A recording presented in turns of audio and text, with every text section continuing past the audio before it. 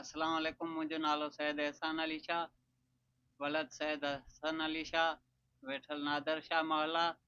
जीअं त कुझु अरसे खां मुंहिंजो भेणी वो शादी करे आयो ॿी, उन खां वठी मुंहिंजी भेण ते तशदुद, मार कुट ऐं उन्हनि जे ॿचिड़नि सां नाजाइज़ियूं उन्हनि जी तालीम वग़ैरह विञाइण ऐं उन्हनि ते ज़ुल्म करणु ऐं खोती गमी ख़ुशीअ ते न छॾणु, सो मारण जूं धमकियूं बि ॾियणु।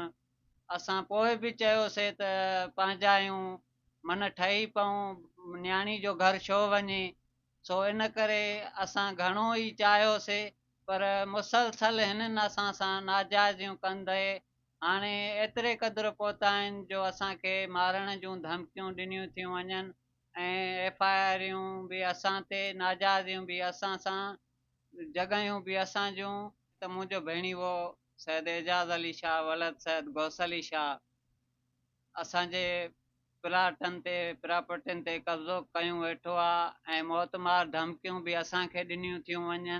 लाड़काणो DIG साहब, SSP साहब खे अपील थो कयां, रतोदरो SP साहब खे अपील थो कयां त जीअं त मौतमार धमकियूं ॾिनियूं थियूं वञनि ऐं असांखे इन्हनि मां जानी ऐं माली ख़तरो आहे, असांखे तहफ़ुज़ खपे ऐं असांजी मदद कई वञे।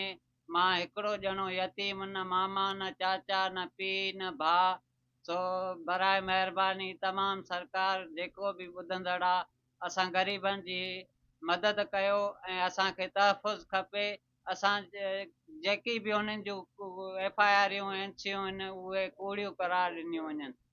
हथ ॿधी अर्ज़ु था कयूं, सुभाणे खां पोइ असांखे कुझु बि थियो उन जा ज़िम्मेवार एजाज़ अली शाह, वलद गौस अली शाह, अयाज़ अली शाह, वलद छफन शाह, इहे ई आहिनि जेकी असांखे मौतमार धमकियूं ॾिनियूं थियूं वञनि। असांजी मदद कयो।